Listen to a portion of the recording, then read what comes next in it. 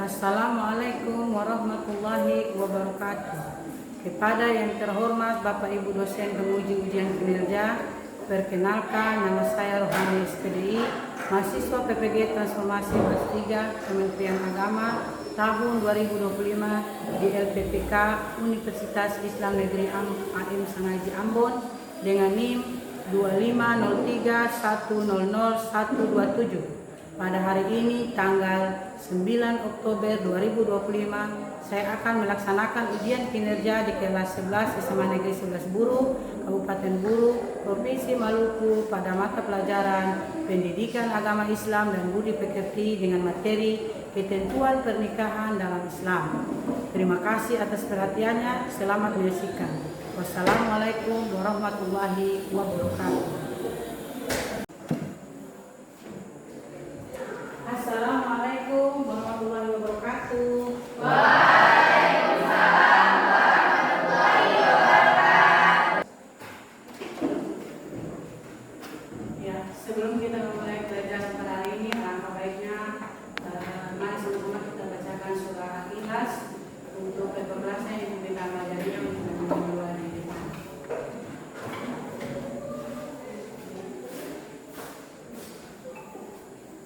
Teman-teman, sebelum kita memulai pelajaran, mari sama-sama membaca surah Al-Ikhlas. Doa dulu.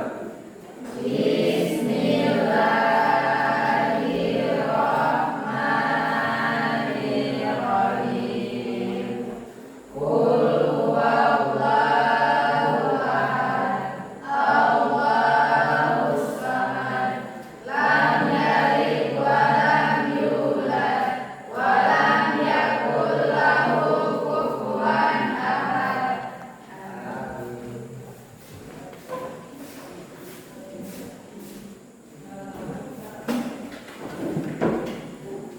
Ya. Apa kabar anak-anakku sekalian pada hari ini? Alhamdulillah, luar biasa. Allahu Akbar. Ya, baik.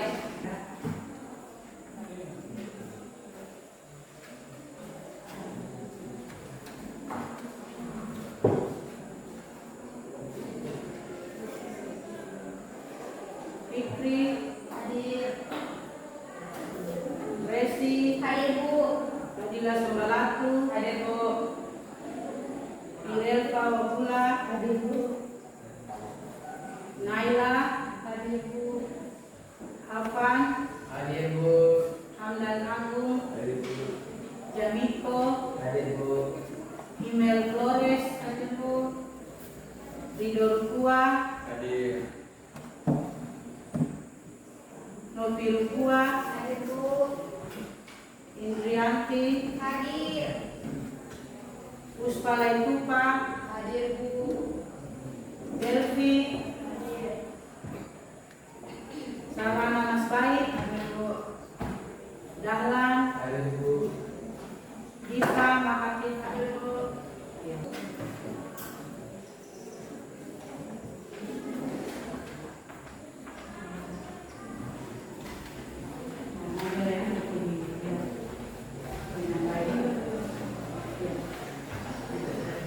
Ya, bisa dilihat ya bahan ajarnya dengan baik. Itu materi yang kita pelajari. Ya, selanjutnya tujuan pembelajaran kita pada hari ini. Yang pertama bisa dilihat. Bisa Bu. Ya, peserta didik mampu menjelaskan Tentang pengertian pernikahan. Ya, yang kedua Peserta didik mampu menjelaskan dalil nakli pernikahan. yang ketiga Peserta didik mampu menganalisis ketentuan pernikahan dalam Islam. ya, manapun itu tujuan pembelajaran kita pada materi ketentuan pernikahan dalam Islam. Nah, dengan pertanyaan pemantiknya bisa dilihat juga ya. Ya Bu. Ya. Yang pertama, Apa itu pernikahan? ya, dalam materi ini nanti kita akan belajar terkait apa itu pernikahan, gitu ya. Ya Bu. Ya, yang kedua, Bagaimana dalil nakli tentang pernikahan? yang ketiga, Apa tujuan dari pernikahan? pernikahan itu ada tiga tujuannya, nanti kita lihat ya. Yang keempat, Bagaimana hukum pernikahan? misalnya terkait syariat, berarti nanti akan lihat juga hak ada punya ataupun muaka, wanita, semua dan sebagainya nanti begitu ya. Ya, Bu. Ini materinya ini ya. Ya, Bu. Bisa dilihat di depan dengan jelas. Bisa.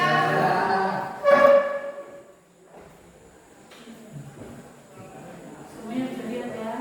Ya, Bu. Oke. Ya. Yang pertama pengertian pernikahan. Ya. Ya. Pengertian pernikahan. Imam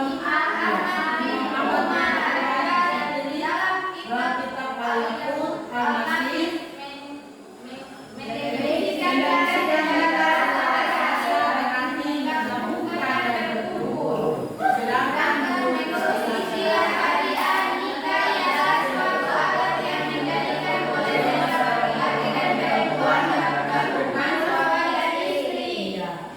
sedangkan dalam Undang-Undang Nomor 1 Tahun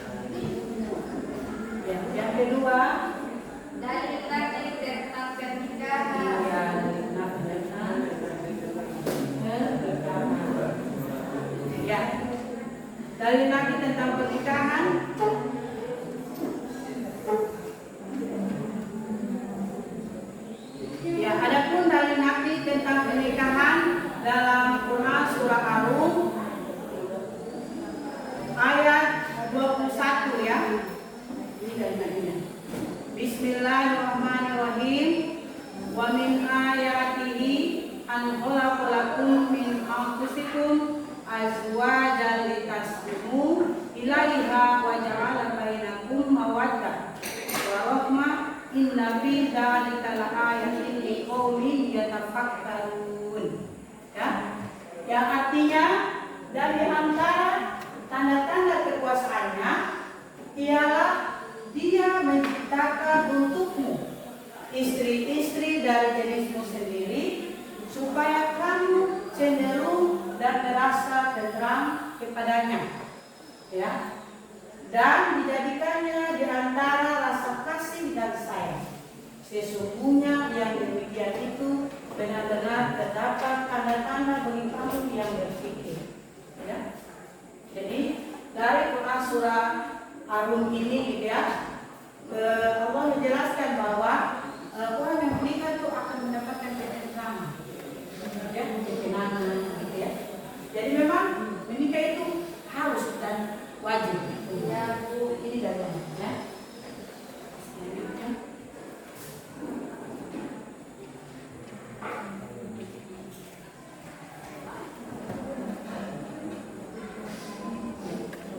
Mari kita lihat sama-sama di kananku. Tujuan pernikahan, ya. Tujuan pernikahan yang baik ialah sebagai berikut. Ini tujuannya. Jadi pernikahan itu ada tujuan. Yang pertama, untuk memperoleh kebahagiaan dan ketenangan hidup atau sakinah, gitu ya. Jadi orang yang menikah itu bisa lihat dia tenang, gitu ya, mendapatkan ketenangan, ketentraman, ya, dan kebahagiaan adalah yang seorang. Ya. Yang kedua, untuk membina rasa cinta dan kasih sayang. Jadi kalau orang sudah menikah, berarti dia punya rasa cinta kepada kalau misalkan istri berarti kepada suami dan anaknya. Kalau sebagai suami dia merasa cinta dan kasih sayang kepada istri dan anaknya. Ya. Tiga, untuk memenuhi kebutuhan biologis Iya. yang sah dan melalui Allah Subhanahu wa Ta'ala. Ya. Ya, yang keempat melaksanakan perintah Allah Subhanahu wa Ta'ala dan Rasulnya. Poin keempat ini sudah mungkin Anda bisa lihat tadi pada dalil nabinya. Jadi memang perintah menikah ini memang sudah diwajibkan atau diperintahkan oleh Allah Subhanahu wa Ta'ala dan dilanjutkan oleh Rasulullah SAW. Ya. Dan kita bisa lihat semua Rasul menikah ya, ada yang tidak menikah.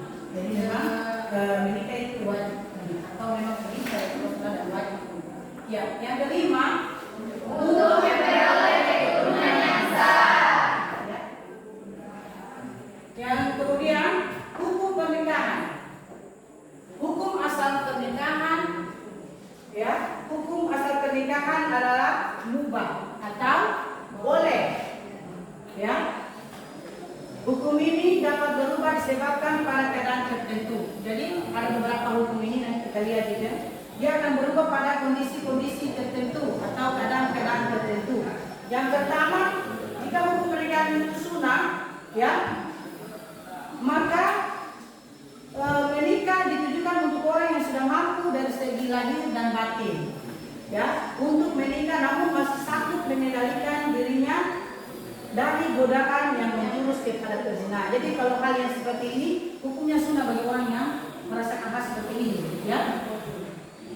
Ya, yang kedua, hukum itu akan menjadi wajib apabila ya orang itu ditujukan untuk orang yang telah mampu menikah, mampu dari segi lahir maupun batin, ya. Sebentar.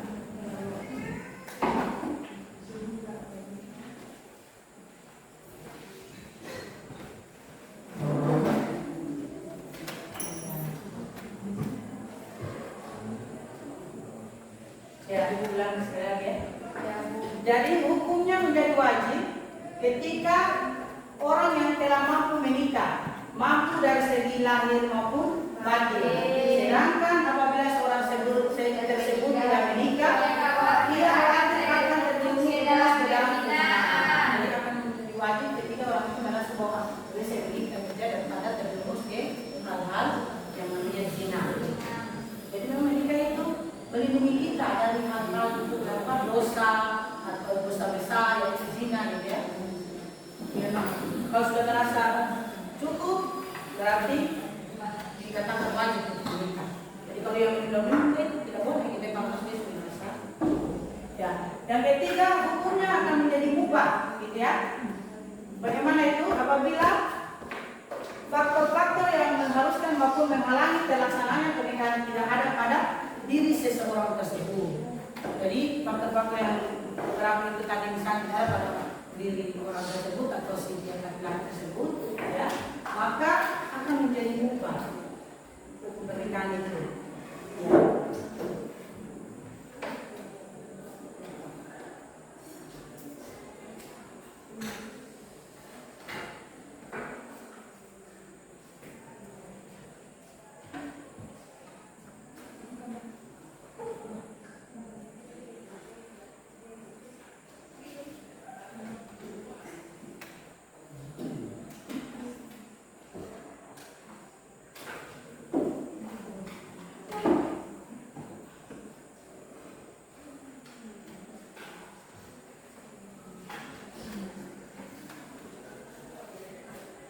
Ya. Hukum yang berikutnya akan menjadi makruh, ya. Ya.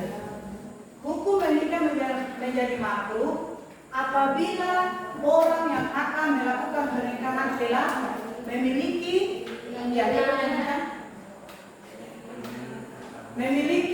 keinginan atau hasrat, tetapi ia hanya memiliki bekal untuk biaya nikah namun belum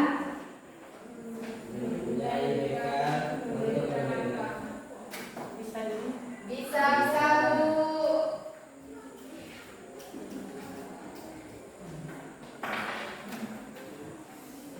diulang sekali lagi ya. Ya. Hukumnya menjadi makruh apabila orang yang akan melakukan pernikahan telah memiliki keinginan atau hasrat, tetapi ia hanya memiliki bekal untuk biaya pernikahan, namun belum mempunyai bekal untuk memberikan nafkah. Nah, anak-anakku, poin keempat ini juga termasuk poin yang paling penting, ya. Maksudnya materi ini dalam artian bahwa walaupun semuanya sudah siap, tapi kalau nafkah dia tidak siap untuk memberikan nafkah, maka juga menjadi makruh hukumnya. Jadi gitu ya. Jadi betul orang menikah itu semuanya sudah siap, batin, kemudian kemiskinan dan sebagainya, gitu ya. Nanti juga kemudian kita akan lihat bagaimana tugas seorang suami kepada seorang istri, gitu ya. Misalkan atas satu yang kita lihat, maka hukumnya makruh tadi seperti itu. 5. Hukumnya akan menjadi haram. Nah, ini pernikahan menjadi haram bagaimana ini, gitu ya? Ya. Hukum menikah menjadi haram bagi orang yang akan melakukan pernikahan, tetapi ia mempunyai niat yang buruk, gitu ya. Misalkan niat yang buruk seperti apa itu buruk? Seperti niatnya ingin menyakiti perempuan tersebut yang kami, gitu ya. Maka akan menjadi haram, ya. Atau dia berkainya, misalkan dia menikah tapi punya niat-niat yang tidak baik, gitu ya, mengikuti atau yang lain menipu dan sebagainya, gitu ya, maka itu menjadi haram hukumnya pernikahan. Hukum menikah juga haram apabila ya, seseorang yang hendak menikah namun tidak memiliki biaya untuk melaksanakan perkawinan dan dipastikan tidak mampu memberikan nafkah dan hak istri serta keluarga. Ya, memang itu harus siap semuanya. Ya, kalau tidak siap semuanya, ya, selanjutnya memilih pasangan dalam pernikahan. Naik ini ya, memilih pasangan dalam Islam, dalam pernikahan. Ya, Nabi Muhammad SAW memberikan tuntunan dalam memilih pasangan dalam pernikahan. Jadi Rasulullah memberikan tambahan bagaimana memilih pasangan yang baik dan benar secara syariat. Ya. Poin yang pertama, saya lihat hartanya. Yang pertama harus dilihat adalah hartanya. Ya, ya, dilihat hartanya. Kenapa harus melihat hartanya? Karena ketika Rasulullah menikah dengan Khadijah, beliau juga Khadijah itu seseorang janda tapi kaya. Kenapa beliau memilih dia? Karena untuk sebagian hartanya itu Khadijah membagikan kepada para kaum yang membutuhkan saat itu, ya. Jadi bisa menolong hal-hal yang memang sangat urgent dalam kehidupan kita, ya. Mungkin keluarga dan sebagainya, ya. Ya. Yang kedua, keturunannya. Dia harus baik laki-laki maupun perempuan, ya, memilih pasangan yang harus baik keturunannya. Secara keturunan dia baik, sampai keturunannya tidak baik, ya. Yang ketiga, kecantikan dan penampilan. Jadi harus cantik, harus tampan, ya. Nah, keempat, anak-anakku harus menurut agamanya. Nah, poin ketiga ini tidak terlalu penting kata Rasulullah. Yang penting engkau lihat wahai matu, yaitu agamanya. Insya Allah kalau kita memilih pasangan kita atau misalnya itu memang suami atau istri kita karena agamanya, insya Allah ketiga poin ini akan ikut sama poin keempat atau dia bisa menyempurnakan, gitu ya, poin ketiga poin ini. Ya. Selanjutnya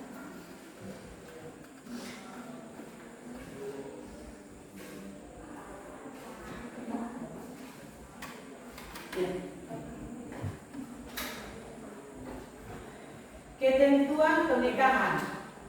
Yang pertama, rukun pernikahan dan syarat pernikahan. Rukun ialah hal yang harus ada ketika pelaksanaan suatu perbuatan. Sedangkan syarat dalam fikih merupakan hal yang harus terpenuhi sebelum melakukan suatu perbuatan tertentu. Rukun menikah ada 5. Yang pertama, calon suami, calon istri, wali, 2 orang saksi, dan pernikahan. Ijab dan kabul. Ijab dan kabul. Mari kita lihat apa itu calon suami. Seperti apa itu? Bagaimana?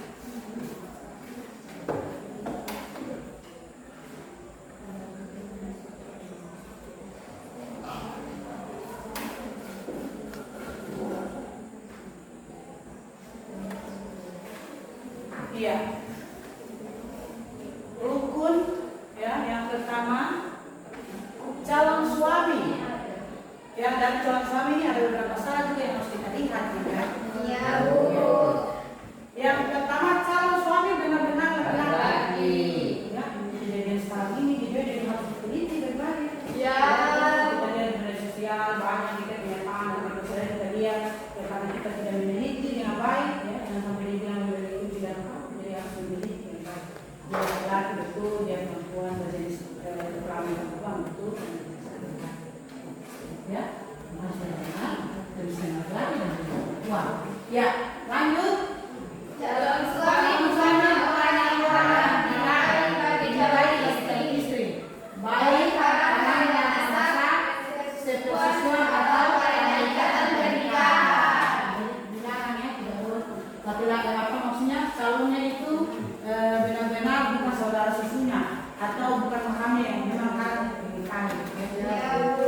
Selanjutnya, Tidak terpaksa, tidak sah menikah tanpa ada kehendak sendiri. ya, tidak dipaksa-paksa.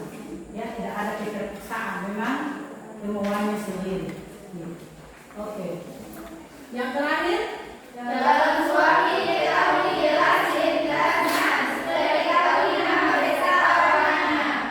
iya, harus diketahui identitasnya, orangnya dari mana, asalnya dari mana, orangnya siapa, gitu ya. Ya, Bu. Namanya siapa, harus tahu betul, ya. Dan pokoknya identitas harus diketahui tinggal dari mana, ya. Kemudian yang terakhir, Tidak sedang melakukan ihram. tidak sedang melakukan ihram. Poin yang kedua kita lihat rukun yaitu calon istri. Calon istri ada beberapa syarat yang harus terpenuhi, sama juga dengan calon suami. Yang pertama benar-benar perempuan juga gitu ya. Dan sampai kita lihat sekarang ini ada yang ternyata dia pakai hijab gitu ya. Ternyata bukan perempuan atau bukan laki-laki, dia menyamar. Hati-hati gitu ya. Makanya itu saat masuk di rukun itu berarti itu hal yang masih penting. Karena kalau memang terjadinya itu bukan perempuan atau berjenis bukan jenis kelamin perempuan adalah maka pernikahan itu batal, tidak satu, gitu ya. Jadi memang harus diteliti dengan baik dan benar. Dan sampai juga kita tidak tahu, gitu ya. Kita tidak tahu tidak, jadi harus tahu betul. Dia yang berjenis kelamin perempuan dan berjenis kelamin laki. Ya.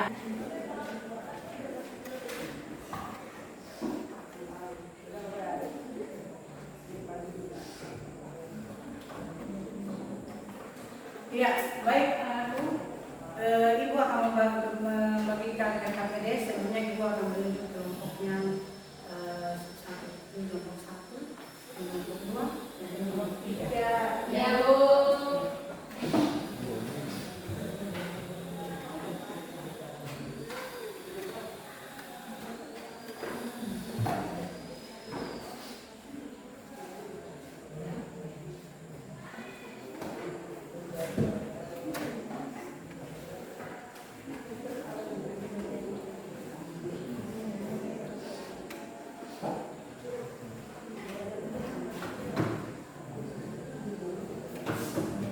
Iya, sebelum nanti aku dulu. Sebelum KKPD yang bagian ini ada beberapa yang ingin disampaikan. Nanti dikerjakan dengan baik dan diberikan, kemudian tidak ribut, ya. Kerjakan oleh sama-sama. Ya, Bu.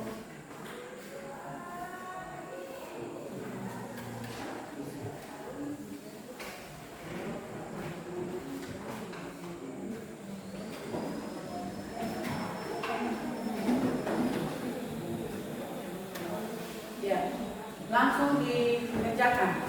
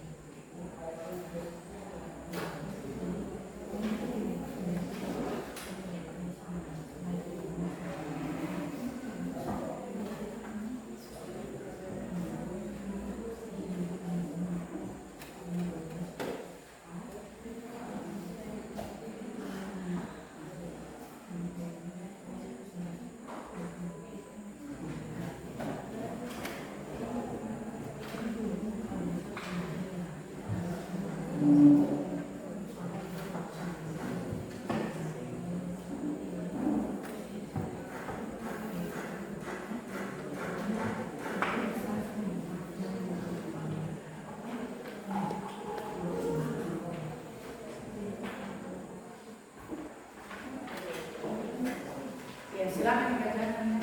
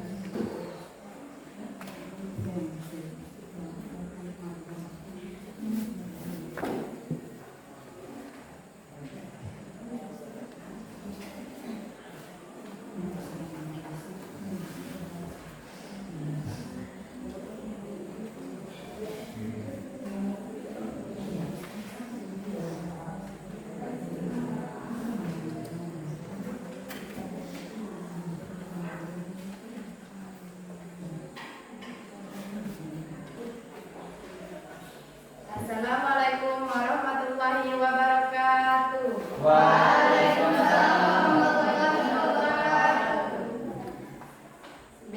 Berdirinya kami di sini, kami akan mempresentasikan hasil kerja kelompok kami dari kelompok 3.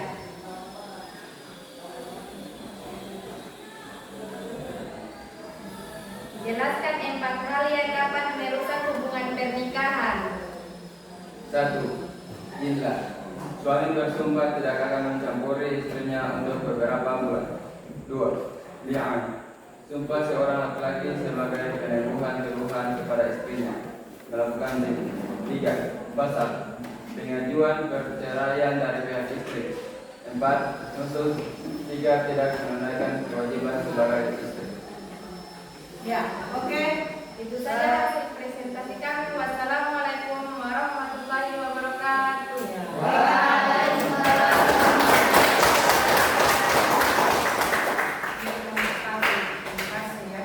Ya, selanjutnya kelompok 1. Silakan presentasikan hasil dari ya. Silakan.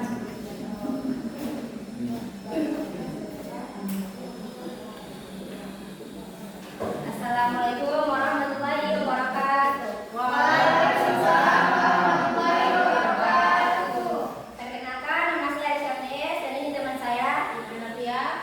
Berdirinya kami di sini, kami dipercaya oleh kelompok kami, yaitu kelompok 1, untuk mempresentasikan hasil kerja kelompok kami. Sebelum menikah, seharusnya calon suami mengetahui akan identitas calon istri. Hal ini agar tidak terjadi kesalahan menikah dengan wanita yang haram dinikahi dalam Islam.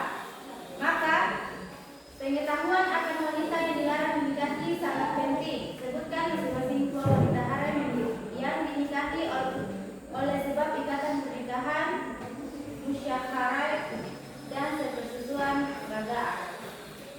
Wanita yang haram dinikahi karena ikatan pernikahan, musyawarah. 1. Mertua, ibu dari istri. 2. Anak tiri, anak dari istri dengan suami lain apabila suami sudah pernah berkumpul dengan ibunya. 3. Istri dari ayah, ibu tiri, kakek, dan seterusnya ke atas, baik sudah dicerai atau belum. 4. Istri anak laki-laki atau menantu. Wanita yang haram dinikahi karena sepersusuan radha'a. 1. Ibu yang menyusui. 2. Saudara perempuan sepersusuan. Itu saja jawaban dari kami. Assalamualaikum warahmatullahi wabarakatuh. Ya, Waalaikumsalam.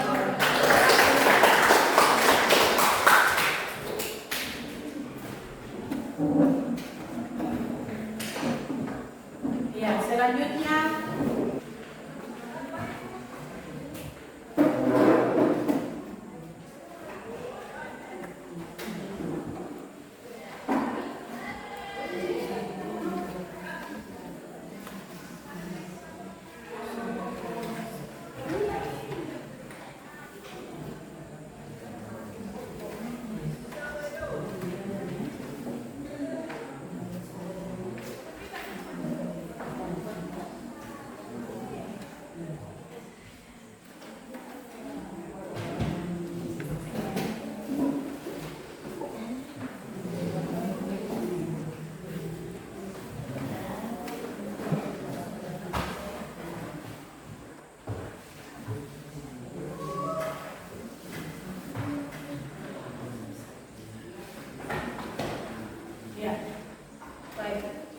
Silahkan dilihat masing-masing.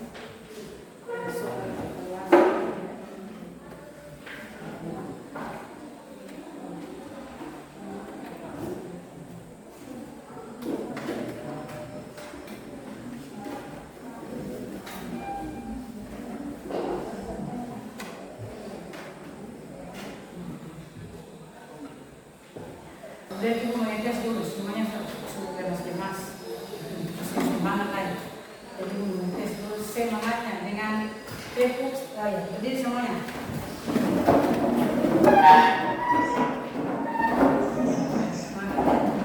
Ya. Oke. Tepuk semangat.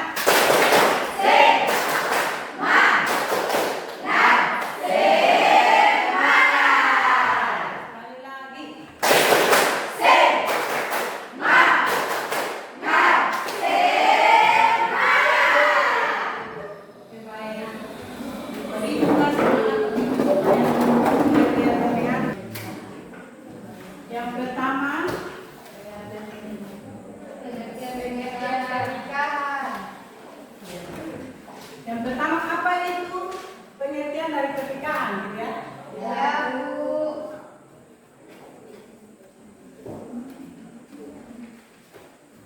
Pengertian pernikahan. Yang kedua, Dari nabi yang pernikahan.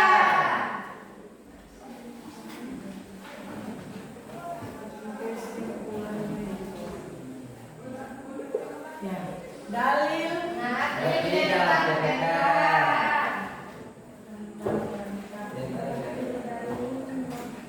tentang Pernikahan. pernikahan. Ya, yang ketiga, Tujuan pernikahan. ya, tujuan pernikahan.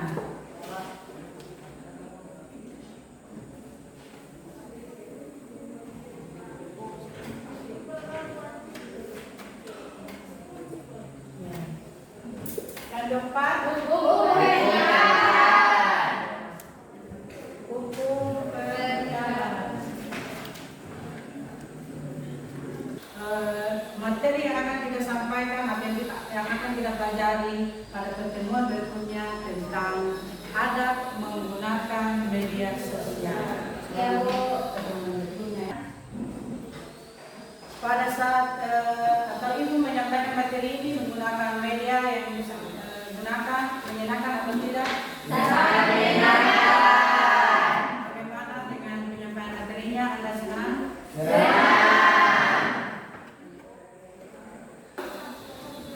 Apakah Anda sudah dapat mengetahui pernikahan daripada pernikahan tersebut? Arti dari pernikahan tersebut? Sudah? Apakah Anda sudah mengetahui dari nabi tentang pernikahan? Apakah Anda menyukai pembelajaran ibu pada hari ini? Ya. Apakah Anda menyukai diskusinya tadi?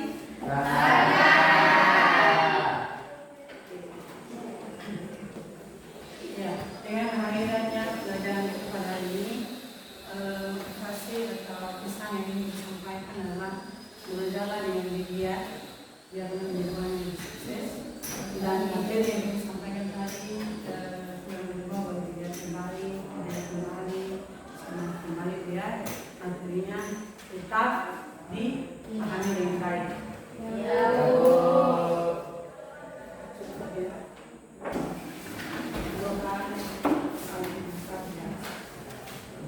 Teman-teman, sebelum mengakhiri pelajaran hari ini, marilah sama-sama membaca surat Al-Fatihah. Doa semua.